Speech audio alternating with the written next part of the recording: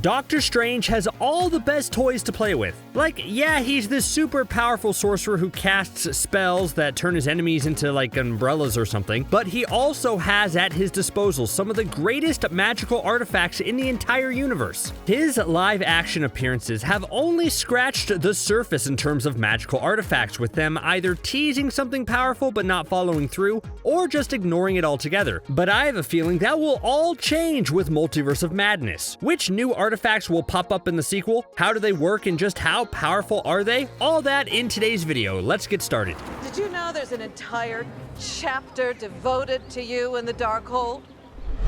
The Darkhold feels like it's going to be the key to the upcoming Multiverse of Madness, doesn't it? After being officially introduced in the MCU in WandaVision, the book is basically what's allowing Scarlet Witch to grow her increasingly jaw-dropping abilities and making her one of the most powerful beings in the entire universe. And I guess I need to make a correction. I said WandaVision was where we first saw the Darkhold, but that's not technically true. It's appeared in Agents of S.H.I.E.L.D. and even Runaways, but it feels like one of the reasons we have the multiverse now is for Disney to be like, yeah, all those shows that people liked but didn't fit within our universe due to low ratings or timeline discrepancies just happened in a different universe somewhere. So while the Darkhold has been around, its presence in WandaVision felt like a fresh start and a reintroduction. Currently, Wanda is using it for study material, and chances are it's going to be the key to helping her rescue her children. In the comics, the Darkhold was created by the Elder God, Chthon, and within its pages, it holds every form of dark magic ever. It helped create all the horrible monsters on Earth like vampires and werewolves, which means it could tie into the upcoming Blade movie and the very fascinating upcoming MCU Halloween special, Werewolf by Night. Doctor Strange has of course been involved in a lot of Darkhold stories in the comics, with my favorite being the time he once used it to destroy all the vampires on Earth. I mean, it's a cool book. And with Wanda involved with Multiverse of Madness, I have a feeling the Darkhold is about to be the new big MacGuffin in the MCU.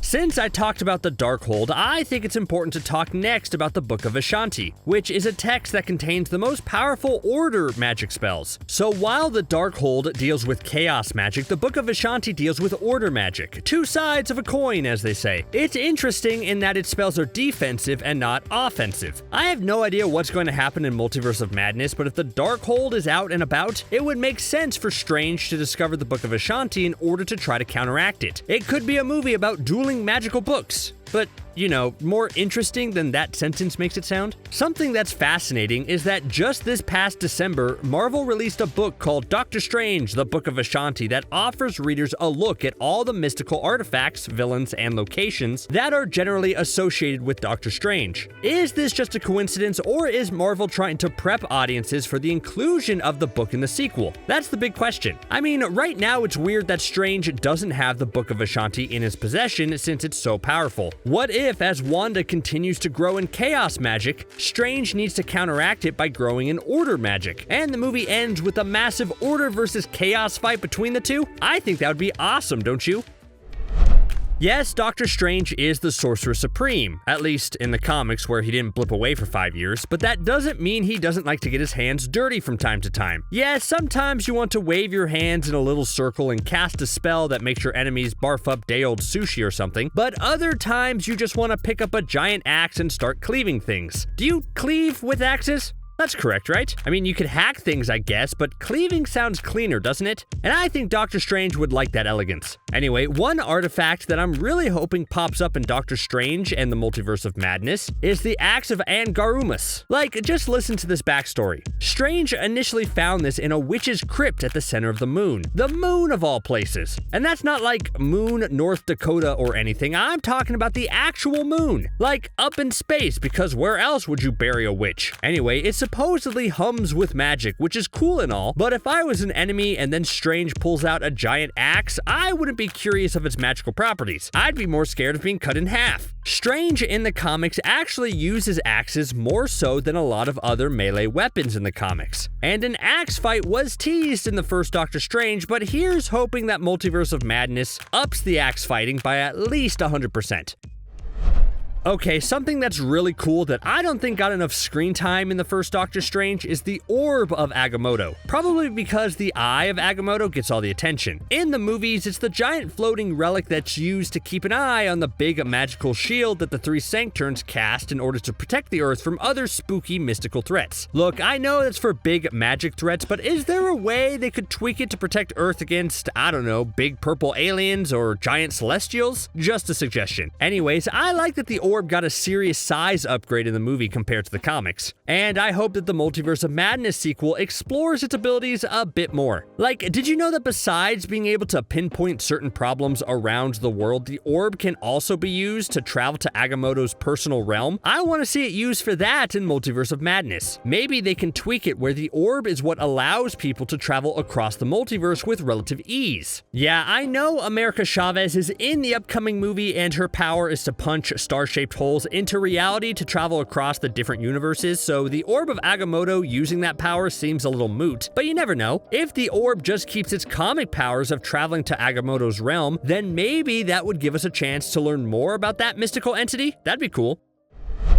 Clearly, in the MCU, one of Doctor Strange's strongest weapons in his arsenal is his Cloak of Levitation. It's basically like the magic rug in Aladdin, but in MCU form. It has its own personality and feelings, but always seems to obey Doctor Strange. At least, unless he's looking at the wrong thing or something. But the Cloak of Levitation might be the MVP of the MCU. It helps keep Strange safe when he's unconscious, like it did in Infinity War. It caught Ned Leeds when he was falling in No Way Home. It's a vital member of the team. Like, yeah, it's not fancy magic or anything like that, but it's proven to be incredibly useful for the Sorcerer Supreme. I mean, where else can we take the Cloak of Levitation? Can it have a meaningful subplot in Multiverse of Madness where it falls in love with Wanda's home curtains? Can we spin off Ned and the Cloak of Levitation into their own Disney Plus show where it's a buddy cop comedy of some sort? I'm just saying the possibilities seem endless, don't they? All kidding aside, the cloak not only gives Strange a powerful advantage in just about any fight, but it also allows him to do anything with style, and in the hero game, that's half the battle right there.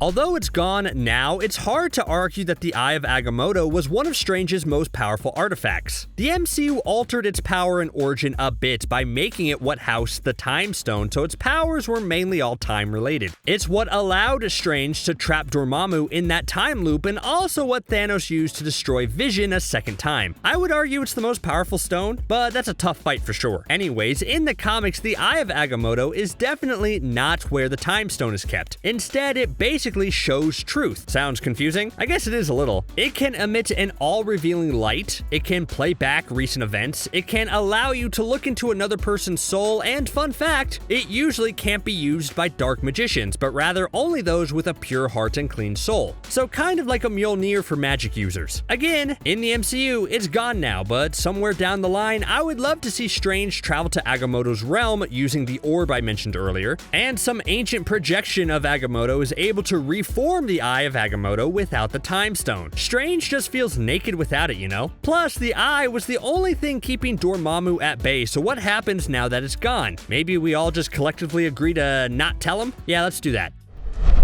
Did I see that correctly? Did Tony Stark really just lean on the Cauldron of the Cosmos? How rude. Anyways, besides being a fun Easter egg in Infinity War, you might be asking yourself, what exactly does the Cauldron of the Cosmos do? Well, let me tell you. It's basically just used to hang out. Yeah, the truth is more complicated than that, but basically the purpose of the Cauldron of the Cosmos is for Strange to sit around and ponder the huge mysteries of the universe. Like, sure, it can also be used to view deep within space to monitor mystical threats, but I'm much more interested in that pondering aspect. Like, okay, just imagine this. Doctor Strange and Wong are a little tipsy one night, and they invite over all the other Avengers to hang out and sit around the cauldron to talk about the big mysteries in life. This scene would be even more fun than the after-party scene in Age of Ultron.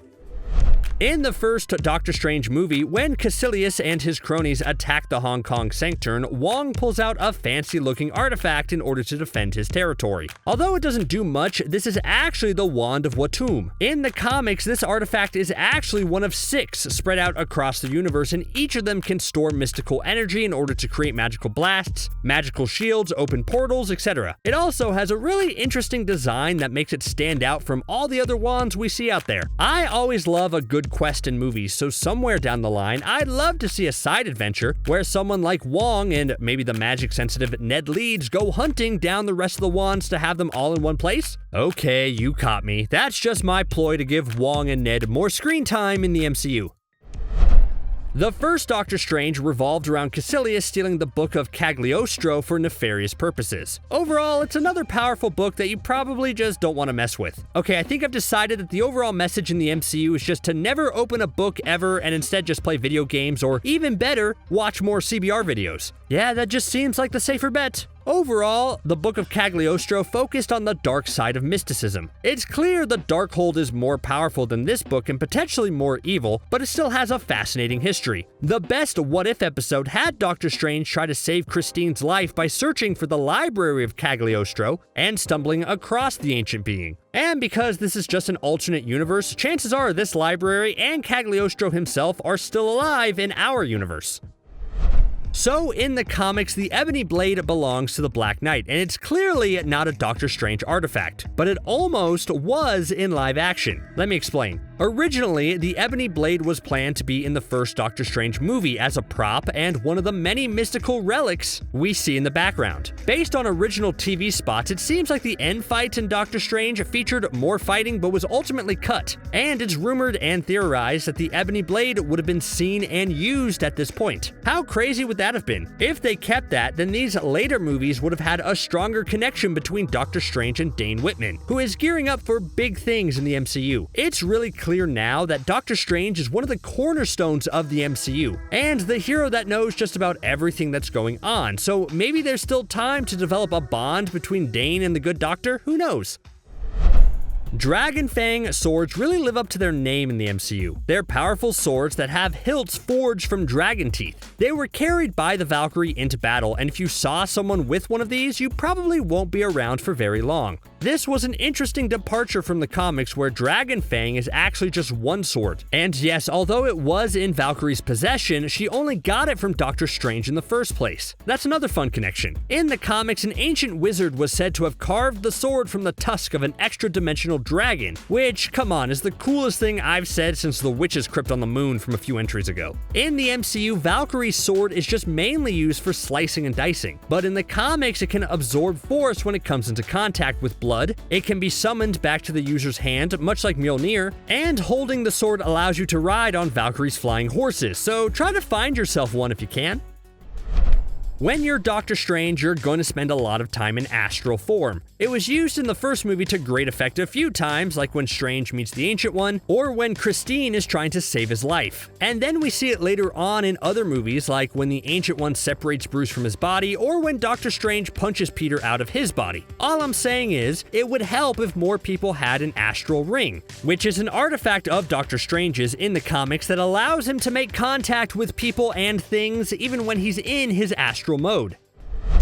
You know how sequels always try to go bigger and better? Well, I think the best way to establish Multiverse of Madness as the next level in Doctor Strange movies is by introducing another awesome piece of clothing like the Cloak of Levitation. Remember when I said that I want the cloak to have a subplot? Well, maybe this is where Doctor Strange's Sash comes into play. In the comics, this sash is basically like a super strong rope that can tie up his enemies and keep them trapped. That seems like it would pair perfectly with the cloak, and the two could become the bestest of friends. Or, you know, maybe they'd be jealous of each other? I don't know why we haven't seen the sash yet. Maybe it's because the writers know that if Strange keeps leveling up his superpowered clothes, then we won't view him as an all-powerful sorcerer? Yeah, that's probably it. Though, of course, let's all agree that if the sash isn't in Multiverse of Madness, we all write angry letters to Marvel, deal?